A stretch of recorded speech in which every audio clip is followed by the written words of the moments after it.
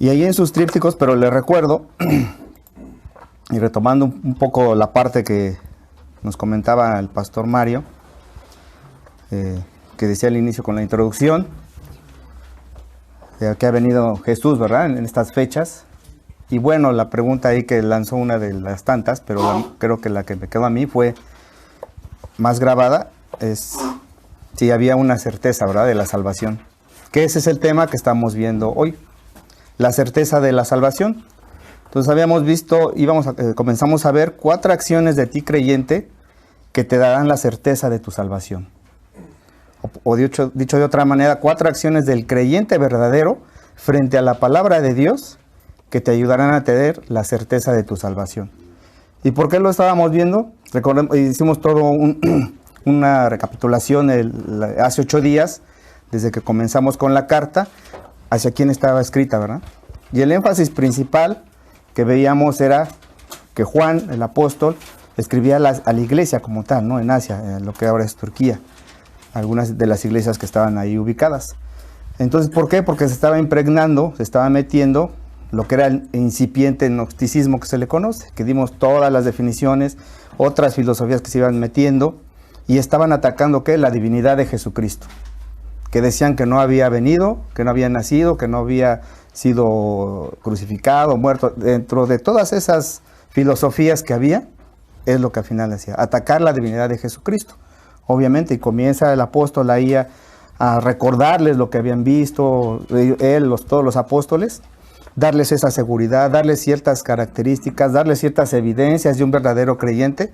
¿Para qué? Obviamente para la iglesia, diciendo lo mismo, tuvieran esa certeza. Y si no, que si estaban ahí congregados, pues se dieran cuenta que realmente nada más había 2 opciones. O eran hijos de Dios, o eran hijos del diablo. Así de fuerte sabemos que es la carta, ¿verdad? Y veíamos muchas palabras. ¿Por qué? Porque el apóstol, veíamos que es el apóstol del amor, pero también de la verdad. Entonces hablaba con amor, pero decía la verdad, o sea, la misma palabra, y eso se saca de la palabra. Veíamos que él hablaba en bueno y malo, tinieblas y luz, todo lo ponía, decimos, en unos y ceros, ¿no? Apagado, encendido, varias cosas que él empezaba a mencionar. Y no había de otra manera, ¿no? Era muy confrontativa, veíamos toda esa parte, que nos hablaba del pecado, nos hacía muchas veces verlo, o también tener esa duda. ¿Para qué? Para acercarnos a Jesucristo y pedir ese perdón, ¿no?, de todas las filosofías. Y lo mismo pasa en la actualidad. Hay muchas religiones, y conocemos bastantes dentro y fuera del cristianismo, que practican cosas que no son de la verdad, mezclan. Es Jesucristo, la Biblia, más algo más, ¿no? Y todos conocemos. Y sabemos que el Señor Jesucristo dijo nada más a Él adorar, a Dios. Nada más. Ni a su mamá, ni a San Pillín, ni a San Pollón, a nadie. Solamente a Él. Entonces continuamos con eso, y el primer punto que vimos fue esa acción de obedecer la palabra de Dios te dará la certeza de tu salvación. Veíamos que era importante el obedecer la palabra, y veíamos ciertas definiciones del mundo, que el mundo cómo ve la obediencia, ¿no? Y nos sorprendíamos porque la ve que es alguien que se somete, que se sujeta a sus autoridades o a quien sea, por conveniencia o no. Pero desafortunadamente los cristianos, los que decimos que creemos en Dios, se hace lo mismo, ¿no? O se llega a actuar lo mismo. Por las bendiciones que Dios me da, entonces obedezco, porque sé que voy a esperar algo. Pero no por un conocimiento de Dios, no por un amor, no por permanecer en Él, simplemente por lo que voy a hacer, ¿no? ¿Cuántos no en la actualidad, o llegamos a pasar, y esperemos que ya no, nos molestamos, ¿no?, con Dios? Ahorita a ciertas alturas del partido, si eres que me molesto con Dios, pues yo creo que ya no cabe, ¿verdad?, en un verdadero creyente. Y vemos que pasa eso, ¿no? Porque muchas veces no llegan esas bendiciones que Dios va a proveer, ¿no? Y nos molestamos, ¿por qué no? Porque a mi compañero sí y no es creyente, o dentro de la misma iglesia, y nos cuestionábamos. Y eso es lo que veíamos, ese tipo de obediencia que debe de salir, obviamente, por amor al Señor, no por lo que nos vaya a dar. No nos dé o no, va a ser pura voluntad de Él, ¿verdad? Bueno, y continuando con eso, el siguiente punto, veíamos que es conocer la palabra de Dios, también te va a dar la certeza de tu salvación. Entonces, antes de esto decía, vamos a hacer un resumen pequeño que dice la obediencia del Señor Jesucristo, Él la mostró claramente, Y la palabra también nos muestra cómo Él obedeció al Padre en todo, pero también nos muestra cómo conocerlo a Él, ¿verdad? La misma palabra. Por eso ahora vamos a continuar con esta segunda acción. Pero no nada más es el simple hecho de conocerlo de una manera, veíamos, intelectual. Porque en la actualidad, tanto secularmente como dentro de teólogos cristianos, conocedores de la palabra, la conocen nada más mentalmente. Y se la saben y se la memorizan y son unos estupendos, a lo mejor hasta maestros. Pero no la llevan a la práctica. O muchas veces no la llevamos a la práctica, que también es algo importante. No nada más es conocerlo. O no nada más es obedecerlo, también, nada más por esas características. Y veíamos que la obediencia, como tal, o alguien que obedeciera a la palabra, no implicaba que ya era salvo. Porque es lo que también veíamos. Muchos obedecen la palabra y que no son cristianos y no necesariamente van a ser salvos o son hijos de Dios. Repito, lo hacían porque les convenía o porque les convienen esos favores, aunque no conozcan de la palabra, pero obedecen esos principios, obedecen esos mandatos. Y lo mismo vemos aquí. Entonces vamos a leer otra vez los versículos, me parece. Por favor, acompáñeme. Ya tiene ahí Primera de Juan, capítulo 2, versículo 3. Dice, y en esto sabemos que nosotros le conocemos, si guardamos sus mandamientos. El que dice yo le conozco y no guarda sus mandamientos, el tal es mentiroso y la verdad no está en él. Pero el que guarda su palabra, en este verdaderamente el amor de Dios se ha perfeccionado. Por esto sabemos que estamos en él. El que permanece en él debe de andar como él anduvo.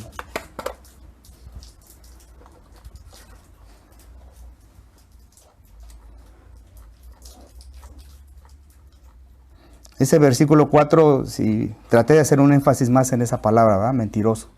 Y ahorita vamos a ver por qué.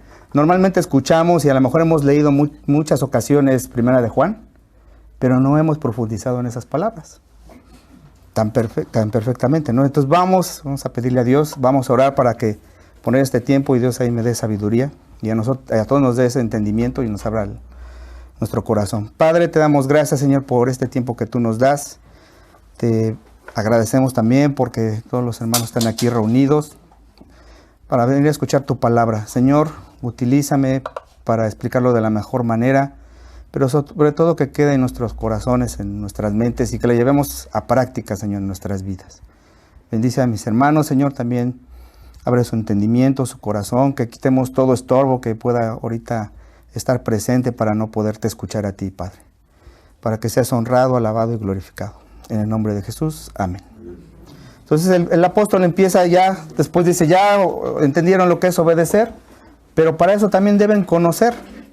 Y veíamos que ese conocimiento no nada más era mental, porque también lo dice en el versículo anterior, sino en una manera íntima con Dios, una experiencia muy vivida e íntima con Dios. No nada más un conocimiento pleno, sino era al contrario, están en esa intimidad, ¿no? Y podemos asimilarla con algún tipo de persona que llevas intimidad, vas conociéndolo, conociendo sus gustos, sus defectos, y esa es la manera, pero no íbamos a obedecerlo si no lo conocemos, si no conocemos al Señor. Entonces cuando ahora sí que Él dice esa palabra, el que dice, está haciendo una suposición de alguien, la cual expresa una condición posicional. O sea, esto expresa, junto con el permanece en Él, la idea de una comunión activa con Dios. O sea, es una comunión activa. No de hoy agarré, oré, ya lo conocí, mañana, toda la semana, pues quién sabe, ¿verdad? No hay una manera, yo no voy a poder conocer plenamente a una persona, alguna situación, hasta si quieren cosas, aparatos, si no estoy constantemente ahí, activo. Como un hijo, yo lo simbolizaba con un hijo, cuando nace un hijo, los que hemos tenido esa fortuna, o mejor alguien ha cargado el hijo de alguien más, o hasta un animalito así recién nacido, nos da temor, ¿verdad? Nos da temor y tratamos de agarrarlo, hasta me dicen, yo recuerdo cuando cargué a mi hija, me decían, no tengas miedo, cárgala. Digo, se vaya a romper, le vaya a hacer algo, la vaya a lastimar, la vaya a apachurrar, ¿no? Como si estuviera muy fuerte, ¿no? Porque la va a apachurrar. Entonces tiene uno ese temor, pero ya cuando uno va poco a poco teniéndola en sus brazos, pues ya va uno conociéndola, o va conociendo a su hijo, ¿no?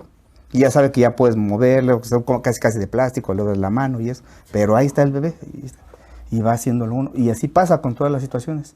Ya después ya uno va conociéndolo, pero ya es esa intimidad. A lo mejor habrá padres, quién sabe, desafortunadamente, y esperemos que no sea así en muchos, todo en la iglesia, que obviamente le dejan todo a la mamá, ¿no? No, pues ya más lo cargo, todo lo demás, o ya más esto y tú todo lo demás. Y no lo conocen a su hijo. No hay esa relación íntima. Así es este conocer que habla la palabra, ¿no? Más íntimo, o sea, con Dios. Y solamente voy a estar con Él en esa intimidad, conociéndolo a través de la palabra, ¿verdad? Voy a saber y voy a honrarlo, ¿a quién? Al creador de la palabra, al autor de la palabra, que ese es el fin principal. Entonces eso es lo que nos está diciendo, y en el Nuevo Testamento afirma que el Padre permanece en nosotros. Ahí más adelante vamos a ver, también en Primera de Juan 5:20, si quiere ahí vaya rápidamente.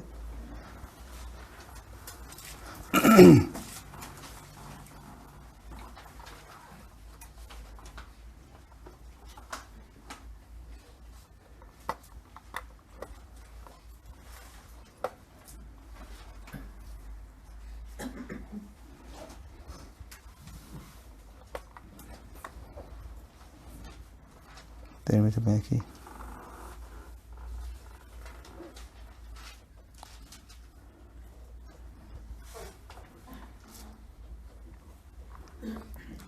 Perdón, me equivoqué de versículo. Es Primera de Juan 1:6.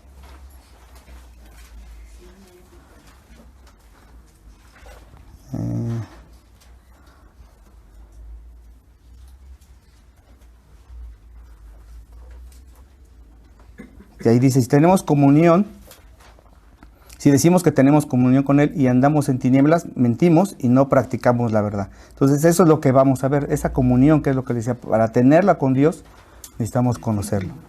Y esos mismos versículos también, ahí apúntelo, hablan en el 8, de ese mismo capítulo, en el 10, en el 2:4.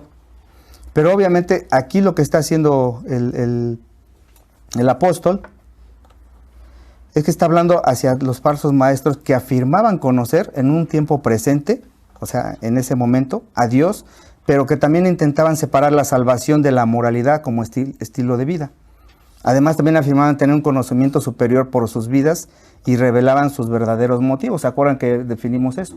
¿Cuál era el pensamiento de ellos? Que decían, nosotros estamos un nivel más arriba y eso no lo vamos a compartir con nadie, porque se hacían referencia al puro conocimiento que ellos, en la contemplación y con esas filosofías, lo hacían, ¿verdad? Eso es lo que ellos tenían en esa mentalidad. Por eso dice, el que dice yo lo conozco y no guarda sus mandamientos, el tal es mentiroso. Entonces recordemos también que el verdadero conocimiento de Dios, lo que decía, es íntimo y equivale a un amor que se sujeta y se somete. Así que conocer a Dios significa saber de Él en esa intimidad. No podemos decir que sabemos de Cristo cuando no hay esa intimidad y no obedecemos su palabra, ¿verdad? Sus mandamientos. Ahora, por esto Juan está presentando este caso de profesión falsa, porque realmente eso es lo que está diciendo ahí. Es una profesión falsa que hacían estos falsos maestros, esos falsos profetas, falsos predicadores y también falsos cristianos que tenían esa mentalidad o confusión muchas veces. Entonces, mediante una supuesta manifestación personal de que alguien afirmaba conocer a Dios y que sin duda se refería a estas personas. Ahí es el momento en cuando él estalla, porque sabemos que tenía unas características, ¿no?, de joven. Como le decían a él y a su hermano Jacobo, los hijos del trueno, ¿verdad? Y eran muy impetuosos, muy aventados, ¿no? Se puede decir aquí en México, pues de mecha corta, que es lo que eran ellos. Pero en ese momento Dios lo fue puliendo, vimos esa parte, y es aquí cuando estalla, y eso es lo que les dice. Empieza a elevar su tono de voz. A lo mejor yo lo hice más calmado, pero imagínense a esa persona con esas características, cómo les estaba hablando en ese momento. Así que cuando dice, y no guarda sus mandamientos, lo está expresando de una manera negativa, a comparación como lo vimos en el versículo anterior, que es el 3. Y eso es una acción habitual de vida que ellos hacían constantemente. El decir que lo conocían, pero en realidad sus hechos, sus frutos demostraban lo contrario. Entonces un verdadero creyente debe demostrar una correcta orientación espiritual. En Mateo 7 nos muestra varios versículos, desde el versículo 13, la puerta estrecha, ¿verdad? Dice que muchos escogen la puerta amplia, pero obviamente no la estrecha. Y la amplia es la que lleva a la perdición, donde no hay salvación. Y la estrecha es este camino, Porque vemos que la palabra, y veíamos también que es duro, ¿por qué? Porque nos empieza a limitar. Se puede decir hasta prohibir, y si a alguien le dicen que no debe de hacer, uno se rebela, ¿verdad? Uno está en esa franca rebeldía y obviamente es contra Dios. Así es que está ahí Juan. También en este mismo Mateo 7, en el versículo 15, habla de los frutos. Por sus frutos los conoceréis. Que es otra manera de demostrar, de dar una certeza de quiénes son hijos de Dios y que tienen esa salvación. Y lo peor de todo, ¿por qué? Porque adelante en el versículo 21 nos está hablando de no los conocí, ¿verdad? Muchos llegarán en aquel día y me dirán, Señor, Señor, y Él les dirá que no los conoció, apartados de mí, y los manda al fuego eterno, al castigo eterno. Independientemente de que digan, yo hice tales milagros, yo hablé de tu palabra, yo lo conocía perfectamente, hice muchas obras, pero nunca obedeció realmente. Nunca lo conoció, nunca estuvo en esa permanencia, en ese conocimiento íntimo de Jesucristo. Y es mentiroso, continúa diciendo, es mentiroso, o también puede decir o mentiroso, pero hay una palabra más fuerte, o es embustero. Y embusteros da el significado de una mentira disfrazada de artificio. Y artificios son malas intenciones del corazón. O sea, no es como cualquier mentiroso, o en realidad eso es lo que implica el que alguien sea mentiroso cuando mentimos. Porque lo hacemos exactamente con eso, de una manera artificiosa, de malas intenciones, ya viene en nuestro corazón. O sea, vemos también cómo el hombre trae esa parte pecaminosa. Y eso es lo que están diciendo ellos, o sea, están mintiendo de esa manera. Están engañando, por eso dices, son mentirosos, o sea, se los dice fuerte. Entonces lo que hace más fuerte esa expresión es cuando los llama Juan mentirosos.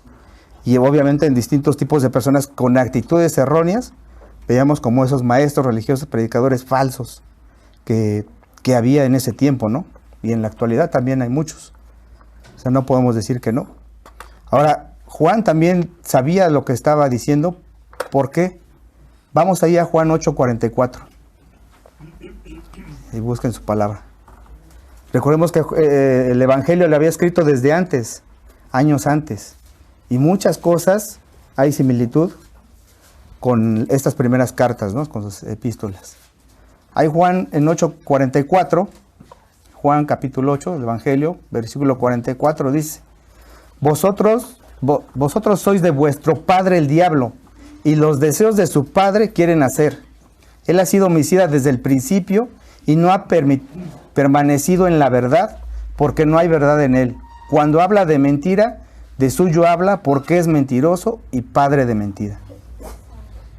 O sea, ellos ya, si tenían ese conocimiento, los mismos hijos de Dios en esas iglesias sabían a lo que estaba refiriendo. Él ya había dicho anteriormente quiénes eran esos mentirosos, de quién eran hijos, ¿no? Por eso es fuerte y les está recordando. Aún en la actualidad, si a nosotros nos dicen, es que eres mentiroso, a nosotros nos molesta, ¿no? Que nos digan que somos mentirosos. Dicen, no estás creyendo en mí, o sea, estoy siendo honesto. Pero en el fondo sabemos que hay ese artificio, esa maldad en nuestro corazón, y obviamente vamos a decir, sí, te estoy mintiendo, ¿verdad? O quién de nosotros decimos, sí, te estoy mintiendo.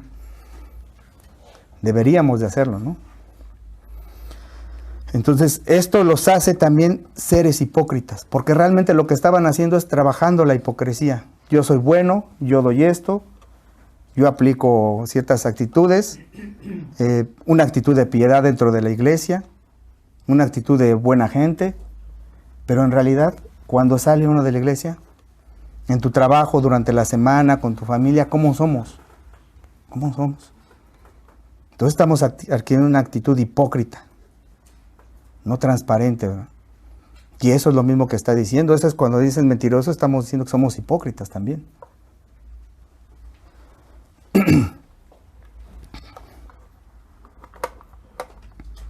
Entonces, la hipocresía ya son algo que se finge, son cualidades que se fingen, sentimientos contrarios a los que verdaderamente muestra un creyente, un hijo de Dios. Eso es realmente la hipocresía, y así es como lo está viendo también Juan. Entonces eso mismo dice cuando lo había advertido ahí en el 1:6, y decimos que tenemos comunión, que veíamos hace rato, y andamos en tinieblas, mentimos, otra vez está diciendo. O sea, si somos hijos de Dios y decimos que tenemos comunión con Él, y no andamos en luz, sino al contrario en tinieblas, estamos mintiendo y no estás practicando, obviamente, la verdad. Eso es lo que menciona ahí. Y eso ya lo habíamos estudiado también. Entonces Juan vuelve a advertir que la afirmación que tales personas hacían en estar en comunión en totalmente infundada. Eso es lo que ellos decían. ¿Tú estás diciendo que estás en comunión? Pues no, es infundada, no es real, o sea, es una mentira. No tienes una base, un fundamento para que puedas decir que es real lo que me estás manifestando, ¿no?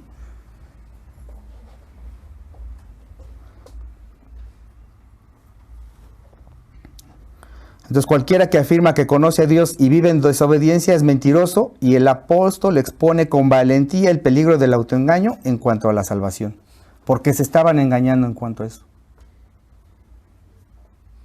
En ese tiempo eso es lo que estaban haciendo, se engañaban, creían que eran salvos, esos gnósticos, esos docetistas que habíamos visto, esos cristoplatonistas también, porque mentían esas enseñanzas de Jesús con enseñanzas filosóficas. Y les repito, en la actualidad es lo mismo. Nosotros caemos en eso. Nos engañamos diciendo, pues es que yo voy a la iglesia, pero ¿con qué actitud vienes? Ah, pues es que me trae mi esposa, lo hago por mi esposa, por mis hijos. O los hijos, pues es que me lleva mi papá, ¿no? O esposo o esposa. ¿Cuál es nuestra actitud? Entonces estamos siendo mentirosos, hipócritas. ¿Por qué no mejor dices, no voy? ¿Para qué me vuelvo un hipócrita, no? Que bueno, muchos dicen por ahí, y ha salido en los medios, ¿no? Cristianos, dicen, invitas a alguien a la iglesia y dicen, no voy allá porque hay muchos hipócritas. Pues aquí hay espacio para uno más, no te preocupes, ¿no? Es real. Somos pecadores redimidos, pero somos pecadores. Entonces eso es lo que está diciendo y está advirtiendo. Entonces eso es lo que está afirmando ahí Pablo. Y lo que quiere dejar en claro es que quienes están dentro del reino de Dios oyen su voz y la obedecen. Eso es lo que también está diciendo a las personas que realmente son hijos de Dios, que deben de obedecerla. Y se debe ver y debe ser muy claro para ellos.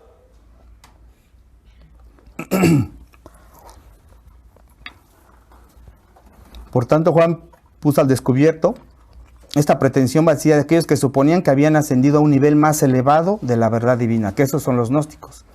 Y eso es lo que hacían ellos. Entonces, para tales falsos maestros, presentes en ese momento con sus lectores, ese conocimiento los elevaba por sobre los asuntos terrenales y triviales y hacían innecesaria toda preocupación por la conducta moral o la vida piadosa. Es decir, que ellos decían, yo estoy en lo espiritual, que hemos estudiado, pero puedo pecar. Al fin lo malo es el cuerpo, el espíritu, ese no lo toco, y el cuerpo pues es lo malo, entonces puedo hacer con él lo que quiera. Entonces puedo seguir pecando. Y esos eran los frutos, eso es lo que hacían. Pero también Santiago declaró lo mismo, dice, así también viene la fe, si no tiene obras, es muerta en sí misma, ahí en Santiago 2:17. Y en el 26, versículo 26 dice, porque como el cuerpo sin espíritu está muerto, así también la fe sin obras está muerta. Que eso es lo que decían ellos, que ellos hacían ciertas obras, ¿no? Esos gnósticos. Que volvemos a lo mismo, actuales, puede suceder. Piensan que hacer obras ya es ganarte el cielo, ¿no? Que ya Dios te perdonó, que ya estás considerado dentro del reino de Dios, que cuando tú vayas a morir, en automático vas a ir con Dios.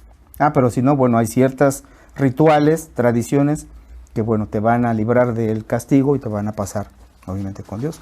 Y en ningún momento en la palabra lo menciona. Entonces, Juan no está implicando que la vida cristiana sea una obediencia sin ningún tipo de faltas a la voluntad de Dios, sino más bien que el cristiano desea habitualmente guardar sus mandamientos. Y eso es lo que veíamos, el guardarlo no nada más es aprendérmelos, sino estar constantemente a la perspectiva, escuchando, cuidándolos, obedeciéndolos. De una manera activa, eso es lo que implicaba el guardar los mandamientos. Y los mandamientos también veíamos que no nada más se refiere al Antiguo Testamento, sino en todo un conjunto, la palabra de Dios. Por eso también estudiamos que el mismo Señor Jesucristo dijo que no venía a abolir la ley, ¿verdad? Sino a cumplirla. Pero también dejó ciertas instrucciones Él. Entonces, hermanos, ¿cómo podemos aplicar esta acción de conocer de forma experimental e íntima a Dios mediante la palabra? ¿Qué es lo que vemos? Ya sea cuando estás en la iglesia, en tu devocional en casa, en tu lectura bíblica diaria, en tu oración diaria con Dios, te debe de llevar esa obediencia, o sea, no hay más. Ya que el autor de la palabra es Dios mismo y es a quien estamos obedeciendo, a quien estás obedeciendo. y al cual quieres conocer, y nos debe de apasionar o te debe de apasionar conocer día a día, porque no acabamos de conocerlos. Los años que estemos aquí no vamos a acabar de conocer a Dios, al Señor Jesucristo. Y obviamente debes desear obedecer sinceramente, sin fingir, sin aparentar piedad, sin aparentar que eres un buen hijo de Dios. ¿Se acuerdan de 1 de Samuel 15:22?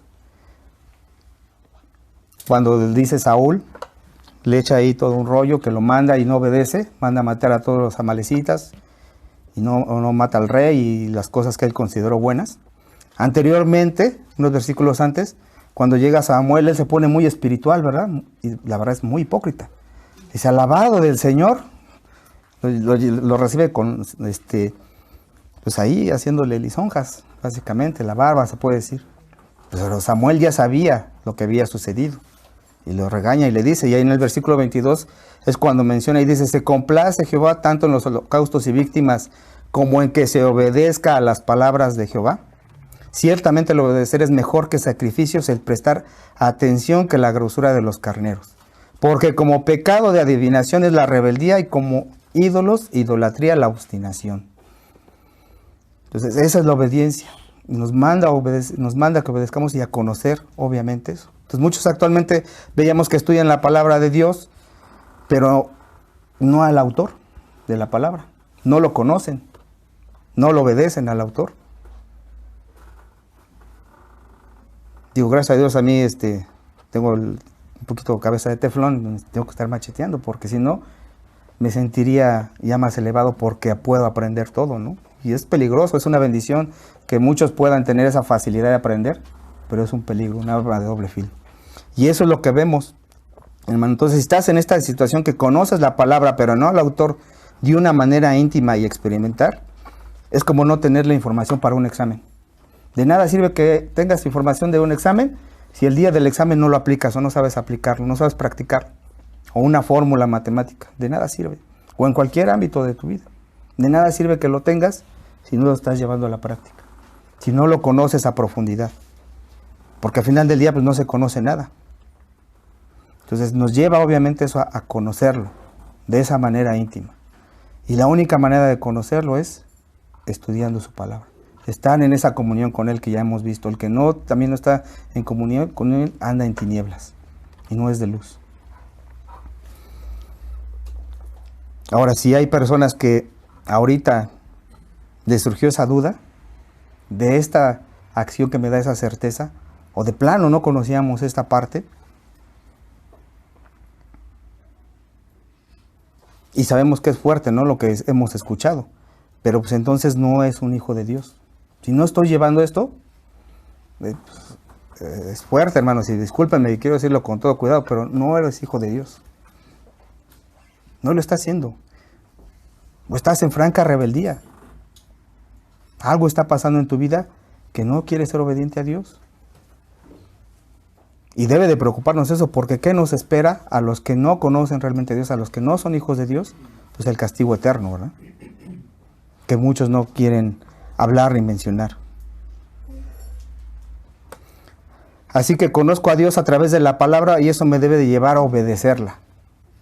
Porque es la única manera. Si se dan cuenta, nos damos cuenta, van unidos.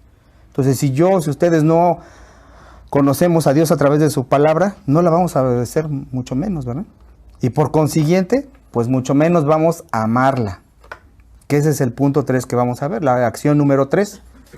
Que dice, acción número 3 es, amar la palabra de Dios te da la certeza de tu salvación. Esto viene en el versículo 5. Y dice, pero el que guarda su palabra, en este verdaderamente el amor de Dios se ha perfeccionado.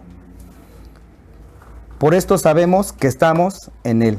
Entonces, este versículo aplica de una manera positiva, ¿verdad?, a la certeza de la salvación.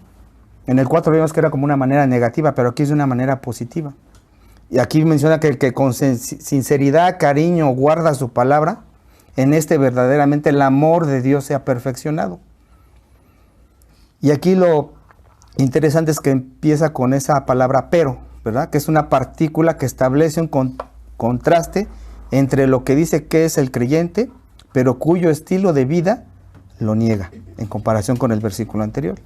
Y el que realmente es un creyente genuino manifiesta por su forma de obrar que lo acredita, ¿no? Eso es lo que está mencionando. Así que la primera evidencia es el que guarda su palabra y expresa una acción habitual de la vida. Si vamos viendo, es cuestiones habituales, activas de nuestra vida, constantemente. No es un día sí, un día no. Así como respiramos a cada momento, así como comemos a cada momento, es diario, diario, diario. No es un día sí y un día no, salvo los que estén en pobreza extrema, ¿verdad? Entonces, esta expresión, eso es lo que está manifestando.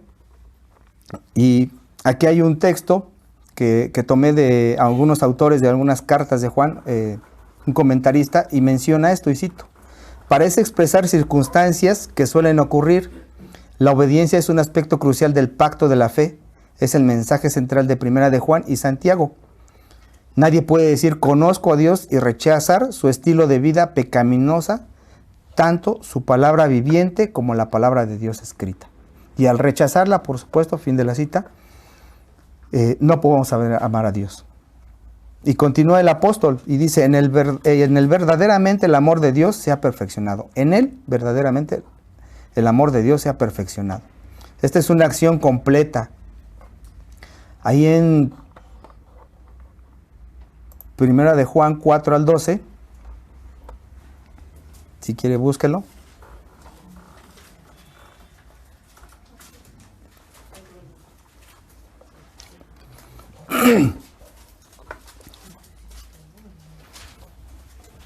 Dice, nadie ha visto jamás a Dios si nos amamos unos a otros. Dios permanece en nosotros y su amor se ha perfeccionado en nosotros. En el versículo 17 de ese mismo capítulo de Primera de Juan, dice, en esto se ha perfeccionado el amor en nosotros, para que tengamos confianza en el día del juicio, pues como Él es, así somos nosotros en este mundo. Y en el 18 termina, en el amor no hay temor, sino que el perfecto amor echa fuera el temor, porque el temor lleva en sí castigo, donde el que teme no ha sido perfeccionado en el amor. Entonces no se sabe si gramaticalmente en esta pequeña frase que dice el amor de Dios, algunos comentaristas mencionan que se refiere al amor de Dios por nosotros, otros dicen que es nuestro amor a Dios, y algunos otros dicen que de forma general es el amor de Dios en nuestros corazones. Pero el mejor entender de la frase traducida es el amor de Dios como el amor por Dios. Pero ahorita vamos a ver por qué. Juan menciona por primera vez aquí la palabra amor en este capítulo. Sabemos que es el apóstol del amor y vimos ahorita unos versículos que hablan del amor. Pero habla de ese amor ágape, ¿verdad? Ese amor que solamente Dios puede dar y es el que tiene. Y ese es el que nos va a transmitir a nosotros y que nosotros, al conocerlo, al obedecerlo y al amarlo, vamos a poder también hacerlo. No porque surja de nosotros somos incapaces de eso, somos incapaces de amar. Pero Dios, a través de la permanencia, el de amarlos, nos va a transmitir y así nosotros vamos a hacerlo primeramente, obviamente dentro de la iglesia, ¿verdad? Nuestros hermanos, por eso también menciona en otros versículos anteriores que debe haber esa comunión con los hermanos y es la manera de mostrarlo. Así que describe el amor verdadero que los creyentes tienen por Dios como algo que se ha perfeccionado, no en un sentido de perfección acabada, ¿verdad? Sino de salvación cumplida.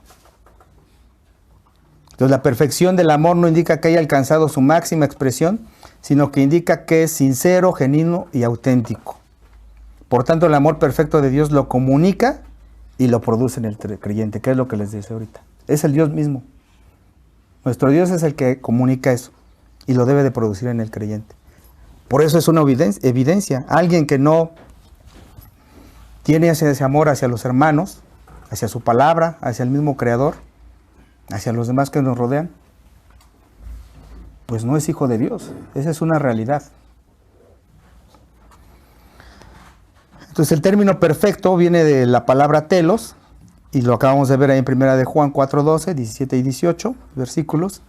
Pero el verbo ya como tal, perfección, viene también del griego teteleiotai. Y algunos lo traducen como acabé, como en Juan 4:34. Si quiere vamos ahí rápidamente. O sea, lo leo para que no, porque van a ser varios. Pero apúntelo, Juan 4:34. Jesús les dijo, mi comida es que haga la voluntad del que me envió y que acabe su obra. Ahí es donde lo utilizan este verbo. Y en Juan 5:36, apúntelo también, dice, mas yo tengo mayor testimonio que el de Juan, porque las obras que el Padre me dio para que cumpliese las mismas obras que yo hago, dan testimonio de mí, que el Padre me ha enviado. Ahí se refiere a he acabado. Y Juan 17:4, también este significa dar comienzo a. Y dice, yo te he glorificado en la tierra, he acabado la obra que me enviaste e hiciste. Pero en realidad para este texto significa maduro, completo o totalmente capacitado para una tarea. No completo de terminar, sino completo de que uno tiene esas facultades para ser capacitado para una tarea. No significa que no tenga pecado, simplemente que está completo. Así que la perfección, como veíamos en la mente griega, no significaba impecabilidad, sino más bien una cuestión desarrollada y madura. Así es que a través del amor ya vamos a denotar esa madurez espiritual. Otro comentarista que se llama Osborne dice, y cito, a medida que el creyente persigue la comunión y la obediencia, el amor de Dios por él o ella es más apreciado y a su vez el creyente muestra un amor más maduro hacia los demás. Otra vez se lo repito. A medida que el creyente persigue la comunión y la obediencia, o sea, la persigue constantemente, el amor de Dios mismo, por él o por ella, llámese nosotros, es más apreciado y a su vez el creyente muestra un amor maduro hacia los demás creyentes. Eso es lo que hace Dios a través de nosotros, que ahorita lo acabamos de estudiar. Entonces, continúa ahí el apóstol y dice, por esto sabemos que estamos en Él. Aquí la frase corta de en Él, o sea, en Cristo se refiere, aparece en varios lugares del Nuevo Testamento, indican una verdad central de la fe cristiana. Y también muestra una íntima comunión con Jesucristo, la cual da la certeza de la salvación. Otra vez, esa comunión íntima, ese conocimiento íntimo, nos debe llevar a esa certeza de la salvación. No debemos de dudar. Si nosotros vamos cumpliendo estas acciones, junto con obviamente las muestras que habíamos visto en otros versículos, capítulos y características, van a ir hacia acá. Entonces, por lo que estar en Él permite y produce la justificación, y permanecer en Él es el modo de llevar a cabo la santificación. Otra vez le repito, por lo que estar en Él, esa última frase, permite, número 1, y produce la justificación. Y el permanecer en Él es el modo de llevar a cabo la santificación. Esto lo vemos ahora sí en Primera de Juan 5:20.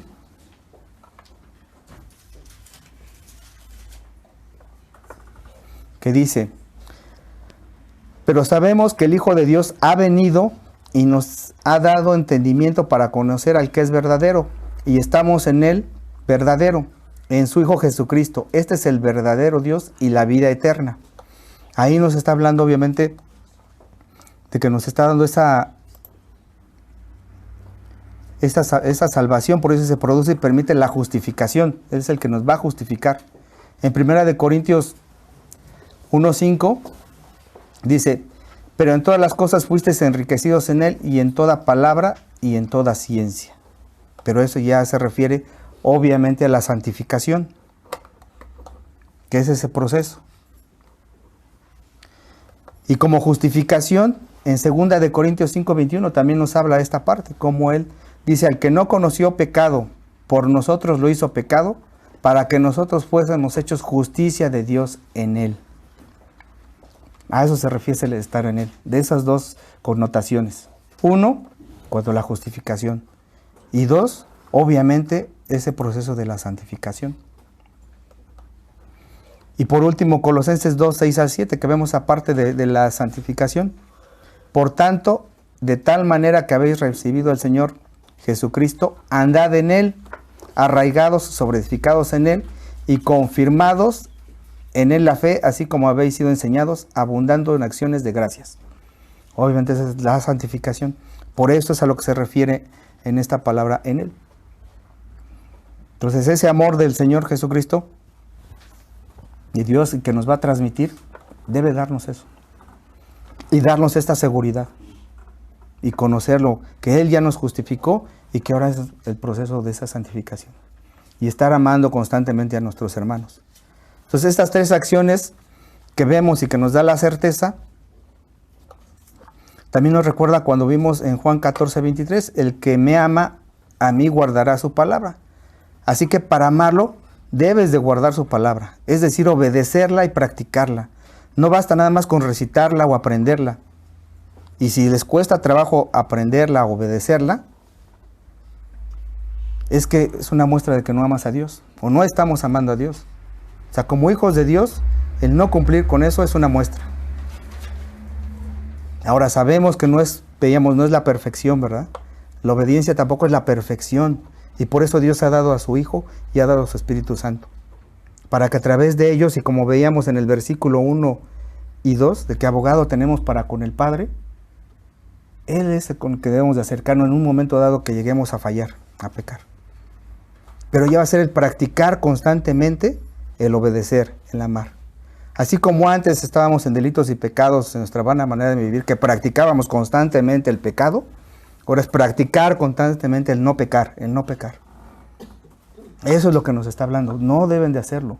No es de una manera tajante, aunque sea en blanco y negro, pero tenemos eso. Y nos daba ese consuelo en el versículo 1 y 2. Ese abogado que tenemos y sabemos con quién refugiarnos. Que a pesar de que somos culpables de todo y que veíamos ese ejemplo, así nos presenta Jesús cuando está ante el Padre. Aquí Ascari Sandoval, ¿qué es lo que hace un abogado normal? Se declara inocente, ¿verdad? No, aquí el Señor Jesucristo, Ascari Sandoval, se declara culpable de todo y sabe que merece el castigo eterno. Pero para eso estoy yo, Jesucristo, que dio su sangre de su vida por Él, que obedece mi palabra, que guarda mis mandamientos, que me conoce y yo lo conozco, y que me ama, como yo lo he amado, ¿no? Como el Señor nos amó primero. Entonces puede haber dos razones por las cuales no amo a Dios. La primera, y que puede ser la menos frecuente, o debería ser la menos frecuente, es por el amor que tengo por mí es mayor. El amor que tengo por mí es mayor que el que tengo el amor por Dios. Y si lo llego a amar, es obviamente otra vez por sus bendiciones, porque me provee ciertas cosas. No por ese amor. Y hablábamos hace 8 días qué pasó con Daniel, ¿verdad? Cuando les iban a meter al horno. Y decían que negaran de su Dios. Ellos dijeron, no me interesa. Y si no te salva y si no me salva, pues yo seguiré amando a Dios, seguiré sirviéndolo y seguiré obedeciéndolo. ¿Cuántos de nosotros podemos decir lo mismo en una situación difícil? Porque todos a lo mejor hemos pasado. No me importa, ¿verdad? O nos han dicho, ¿y dónde está tu Dios? Es fuerte, ¿no? Donde siempre ha estado, a mi lado. Pase lo que pase. Entonces, ¿actuamos así, hermanos? Sí lo estamos haciendo, sí estamos siendo obedientes y conociéndolo día a día. Sí es nuestra prioridad. Y eso nos va a llevar obviamente también. Y la otra opción, la menos, o podríamos decir que es la más frecuente y la más fuerte, obviamente es que no son hijos de Dios. Si no amas a Dios, es porque no eres hijo de Dios. Así estés viniendo cada 8 días, así estés escuchando, estés expuesto a la palabra, que debería la exposición a la palabra llevarte obviamente a ese arrepentimiento y esa fe. Si no lo estás haciendo, es porque no eres hijo de Dios. Por eso les decía hace 8 días que muchos he escuchado predicadores que dicen que es una carta difícil, ¿no? Por eso. Porque le está diciendo hablar con amor y la verdad. Y a nadie le gusta. Cuando uno predica el evangelio a alguien, no les gusta. Te respetan a lo mejor. Los más de mecha corta, pues sí te rechazan tajantemente, ¿no? O de una manera grosera. Pero los que son más tranquilos, Nada más te escuchan y te dan en el avión, se puede decir, coloquialmente hablando. Entonces, hermanos, si aún no amas a Dios en su palabra, no la escuchas, no muestras ese amor por Dios, la misma palabra nos lleva a eso. En el Salmo 119 hay varios versículos, si apúntale, yo se los leo. Primero, Salmo 119, 97. Este debería ser nuestra actitud hacia con Dios. Dice, oh, cuánto amo yo tu ley, todo el día en ella mi meditación, la cual te protege y libra de pecado. Eso es lo que está diciendo el salmista. Oh, cuánto amo yo tu ley. Y aunque parezca exagerado, y si realmente le amas, estarías con ella constantemente. Ahí en el mismo Salmo 119, el 45, dice, y me regocijé, o sea, deleitaré, en tus mandamientos, los cuales yo amo. Ahí en el mismo 119, el 119 parte B, apúntalo, o si eres rápido en la Biblia, búscalo. Dice, por tanto, yo he amado tus testimonios. Otra vez, yo he amado tus testimonios. Y en el 43b de ese mismo capítulo, dice, mas tus mandamientos fueron mi delicia. Y en el 159a dice, mira, oh Jehová, que amo tus mandamientos. Así que, hermano, ¿cuál es tu deleite? ¿Lo que te ofrece el mundo? ¿Tu dinero, tu profesión, tu familia, tus hijos, alguna persona? Para los jóvenes, el celular, la ropa, las series de televisión, bueno, es para todos también. La música secular me refiero. La lectura secular, tu posición social, tu posición económica. ¿Qué para ti es tu deleite?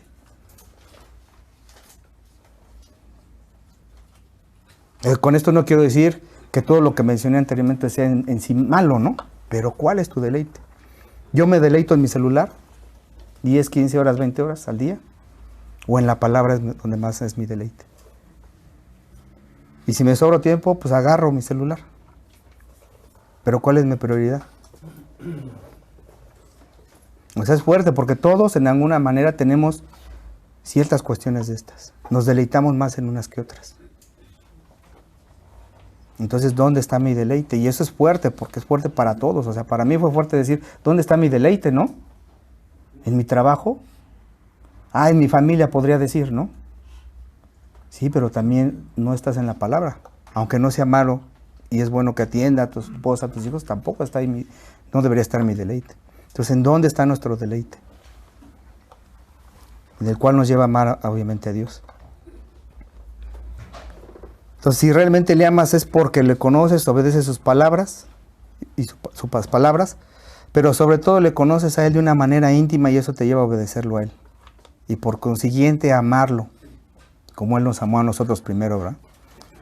Pero también nos va a llevar ese amor ¿a qué? A estar permaneciendo con Él. Eso es lo que nos debe llevar a hacerlo, permanecer. Cuando alguien ama a alguien, lo que buscas es estar con Él constantemente, permanecer ahí. Y esa es la acción número 4.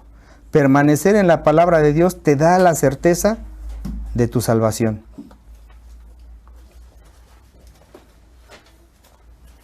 Es donde dice el apóstol, el que dice que permanece en Él, debe de andar como Él anduvo. El que dice, supone una confesión de alguien la cual expresa una condición posicional. El que dice, o sea, eso es lo que está diciendo, está confesando. Si alguien está confesando esto, es porque debe de guardar esa posición, o sea, es firme en eso. Y cuando menciona permanece en Él, esto expresa la idea de una comunión activa con Dios. Otra vez vemos activo, estar activamente con Dios. El Nuevo Testamento afirma que el Padre permanece en nosotros, como vimos ahí en 1 Juan 5:20, y que tanto el Padre como el Hijo habitan en nosotros. Ahí en Juan 14:23 vamos a leerlo nuevamente, si quiere vaya ahí. Juan 14:23, ya lo hemos leído, pero vamos a leerlo nuevamente, por favor.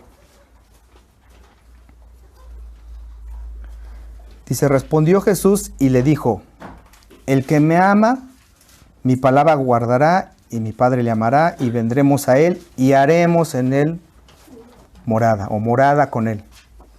Permanencia. No solo es Dios que permanece en el creyente, sino que también el creyente permanece en Dios, en una relación de comunión personal. Insistimos en eso, se insiste el apóstol eso en lo mismo. Y si veíamos la carta, en alguna manera es repetitiva, que en la introducción veíamos por qué el apóstol, si era por su edad, también repetía muchas cosas, pero le da mucho sentido a la carta, el estarnos recordando qué es lo que debemos de hacer. Entonces, en una relación, comunión personal, pero el verbo permanecer, como vemos, es favorito también de Juan, ya que más de las 108 veces que aparece en el Nuevo Testamento, está en el Evangelio o en las epístolas. Pero aquí en esta epístola está 21 veces, para referirse a la permanencia del creyente con Dios. Entonces el verbo permanece, que es indica una comunión personal interna y duradera tanto de Dios en su relación como Cristo. Y eso lo vemos en Juan 14:10. Dice, ¿no crees que yo soy el Padre y el Padre en mí? Las palabras que yo hablo, no las hablo por mi propia cuenta, sino que el Padre que mora en mí, Él hace las obras. Entonces vemos ahí esa comunión interna y debe ser duradera. Lo que decía, debe ser constante, les reitero, constante, cada momento. No permanezco hoy un día con Jesús y el otro no, y el otro no. O dos días sí, como cada quien lo esté haciendo, ¿no? Y eso lo debemos de ir analizando, hermanos, de ir reflexionando en esa parte. Por eso el Padre que permanece en mí y de los cristianos en su relación con Cristo, eso es lo que menciona ahí. Entonces el Evangelio enseña la permanencia mutua del creyente con Cristo y eso es lo que vemos. En específico lo veremos en Juan 15:10 porque vemos que tiene mucha relación ahí. Y ahí es donde empieza a mencionar ya la palabra permanecer, ¿no? Ahí en Juan 15, del 10 al 11, si quiere apúntelo, dice, si guardaréis mis mandamientos, permaneceréis en mi amor, así como yo he guardado los mandamientos de mi Padre y permanezco en él. O sea, también muestra de cómo el Señor Jesucristo nos enseña que Él permanece con el Padre y el Padre con Él. Y debe de ser esa relación mutua como veíamos. Nosotros como hijos de Dios permanecer en Él porque Él permanece en nosotros y porque Él es fiel. Y en las cartas se refiere a la presencia del Espíritu en el creyente. Ahí en 1 de Juan 3:24, si Dios quiere vamos a estudiar más adelante. 1 de Juan capítulo 3, versículo 24 dice, el que ama sus mandamientos permanece en Dios y Dios en él. Y en esto sabemos que en él permanece en nosotros, porque por el Espíritu que nos ha dado. Entonces podemos observar que si bien es una cláusula y enfatiza la seguridad de la salvación, el de permanecer en él, se debe considerar también que es necesario utilizar el término debe, porque eso es lo que menciona. Debe andar como él anduvo. Lo cual es también un aviso implícito, o sea que ya viene dentro de permanecer en él. Si yo permanezco en él, pues debo de andar como él anduvo, porque lo voy conociendo, porque voy teniendo esa intimidad, porque tengo esa obediencia hacia él, porque lo amo. Entonces debe andar como él anduvo, es decir, tener una conducta continua. Otra vez nos dice ya en el original, conducta continua. Así que enfatiza el estilo de vida de fe como expresión de la verdadera fe. La fe no solamente es una decisión, sino una relación permanente con Jesús. Eso es a lo que se refiere. O sea, no podemos decir cuando a alguien le preguntas, ¿tienes fe? Sí, tengo fe. Pero no tiene esta permanencia, ¿verdad? No nada más es una decisión. Por eso cuando a alguien o llegamos a presentar el Evangelio y le decimos a la persona, pues haz esta oración bíblica y dejarlo y creer que ya es salvo, es una mentira, es una falacia. ¿Dónde está el discipulado? ¿Cómo están los frutos? No está en una iglesia. No podemos hacerlo, o sea, sí predicar, pero dar ese seguimiento. ¿Por qué? Porque es lo mismo que hacían en ese tiempo los gnósticos. Ya con este conocimiento, con esto que hagas, ya vas más allá del bien y del mal, decíamos, ¿no? Ya tienes la verdad divina, ya estás con Dios. Es mentira. Eso es lo que implica. Entonces, otra vez volvemos a lo mismo. Con esta última acción, la cual junto con las otras tres, pues debes darnos esa certeza, ¿verdad? De entender que no podemos permanecer en Jesús si no lo conocemos, y si no lo conozco, pues no lo puedo obedecer. Y si no lo obedezco, pues obviamente no lo estoy amando. Y para amarlo, pues también debo de permanecer en Él. Son ejemplos a lo mejor muy burdos, pero que vivimos a diario. No voy a conocer a alguien si no estoy conviviendo con esa persona.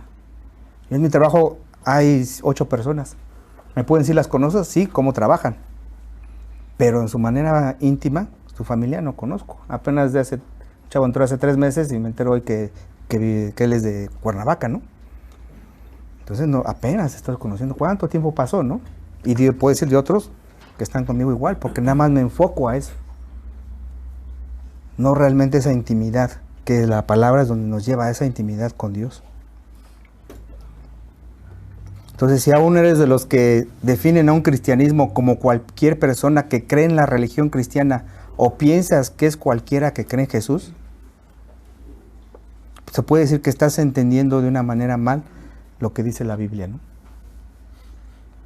Y dices que son las personas que creen en Jesucristo, las personas que creen que es Dios, porque eso podría ser, podrían preguntarnos, podemos tener esos conceptos, decir, ¿quién es un cristiano? Pues el que cree en la religión cristiana, o el que piensa que es cualquiera que cree en Jesús, porque muchos me ha tocado que dicen, es que yo también soy cristiano porque creo en Jesús. Otros que han tenido, están en una iglesia cristiana, he escuchado de viva voz que dicen, es que ella también es cristiana porque cree en Cristo, pero es católica. No, perdóname, pero aunque es cristiano, es lo que acabamos de ver. Conoce al Señor, obedece al Señor, ama al Señor y permanece en Dios, en sus mandamientos, en su palabra y sobre todo en Él, en el autor de todo esto. Entonces no podemos decir, y si tenemos esa mentalidad todavía, hermanos, es peligroso. Es peligroso para alguien que es hijo de Dios y cree eso. Porque lo único que está ocasionando es llevarlo a más condenación o a condenación. Y los que no creen en eso, que no son hijos de Dios todavía, o que sienten que no son, eso es lo que pasa. Va a llevar a esa condenación eterna. Que obviamente no decimos Dios, lo dice la palabra, y nosotros todos íbamos para allá. Pero por gracia de Dios nos ha rescatado, nos ha apartado, no por buenos. ¿Por qué razón? No sabemos, solamente Él sabe. Y eso es donde nos debe llevar la misma palabra. Esa permanencia, ese amor, ¿de dónde va a surgir? De decir, Señor, me has dado todo esto y yo no soy nadie para merecerlo. Y terminar, obviamente, en el piso. Señor, me han pasado todas esas cuestiones difíciles, pruebas, situaciones adversas, y a pesar de eso, sigo vivo. A pesar de eso también, me humillo ante ti porque no lo merezco. Hubiera merecido que me pasara esto y más. Y estamos aquí. Ese es donde debo llevarnos. Y si no conozco del Señor, pues es el momento de decirlo, ¿verdad?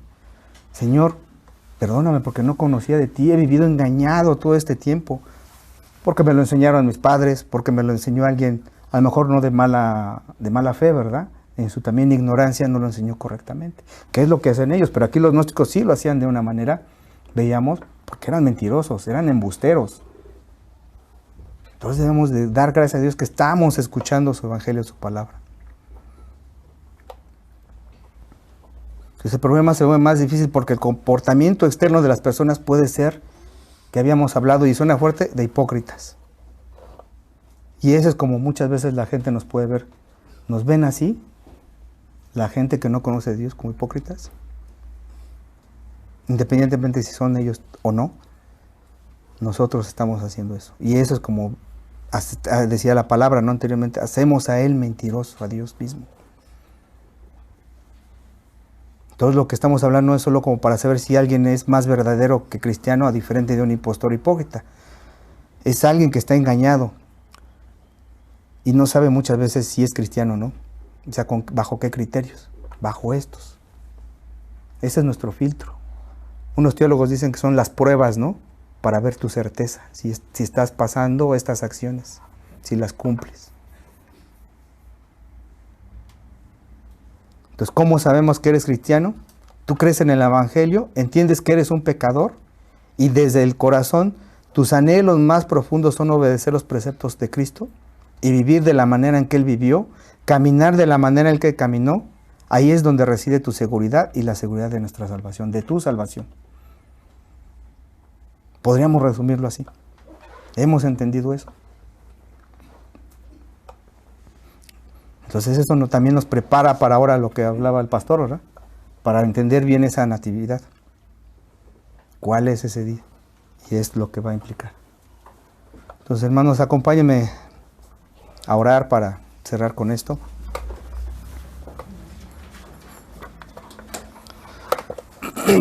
Incline su rostro, cierre sus ojos si desea ahí. Padre, te queremos agradecer, Señor, que nos hayas mostrado en tu palabra, a través de ella, el que pues aún no somos obedientes, constantes contigo, Señor, a tu palabra, a ti, Señor, que eres el autor y dador de todo, el que sin ti no estaríamos aquí, porque pues tú creaste todo y eso es lo que debemos de reconocer, y que a pesar de que nosotros no merecíamos nada, te dio a bien a ti salvarnos, Señor, darnos a tu Hijo Jesucristo para que Él muriera en lugar por nosotros, y nosotros obviamente agradecerle. Señor, aún también no somos conocedores o no conocemos de ti, Señor. Somos oidores muchas veces de la palabra, pero no hacedores, no la practicamos. La tenemos en nuestra mente y nos vanagloriamos de ello, queremos que vean que nosotros sabemos. Pero, Señor, en realidad tú conoces nuestros corazones y sabes hasta dónde la practicamos, hasta dónde obviamente la llevamos a cabo en nuestras vidas. Y eso mismo hace que si no lo cumplimos, pues no te amemos, Señor, como tú nos amas. Sabemos que tú ya nos has dado esas bendiciones espirituales, pero muchas veces nosotros las rechazamos con esas actitudes negativas. Señor, permítenos amarte y sobre todo para que ese amor que tú nos das, Señor, pues lo podamos hacerlo hacia nuestros hermanos, porque muchas veces no lo hacemos, Señor. Somos fríos, Señor, los evadimos, no estamos en esa comunión con ellos. Señor, y eso pues es una muestra de que seguimos fallando. Pero sabemos que si permanecemos en ti también, obviamente vamos a empezar a amarte más, a conocerte más y a obedecerte más, Señor. Señor, permítenos ser constantes, estar atentos en cada momento, que nuestras prioridades, Señor, nuestros deleites sean en tu palabra. Todos, Señor, carecemos de eso. Y es difícil, Padre, es difícil porque nuestra carne muchas veces gana. Pero tenemos tu Espíritu Santo y te tenemos a ti, Señor, el cual nos fortalece y pone en nosotros ese querer como el hacer por tu buena voluntad, Señor. Señor, te pedimos que nos des sabiduría ante esas situaciones, que reconozcamos y veamos y analicemos, Señor, meditemos en tu palabra, Señor, y que entendamos que es tu palabra, Señor, no de la persona que está aquí parada o de las personas que nos han compartido el Evangelio. Señor, aquellas personas que aún no te conocen plenamente, que aún no han entregado su vida a ti, Señor, toca sus corazones, llévalos a esa fe y arrepentimiento, porque lo único que muchas veces estamos violando y nos condenamos es porque no creemos en tu palabra, no a las demás personas. Tenemos muchas cosas arraigadas que nos llevan a rechazarte, Señor. Pero son cosas arraigadas que son de hombres, no tu palabra.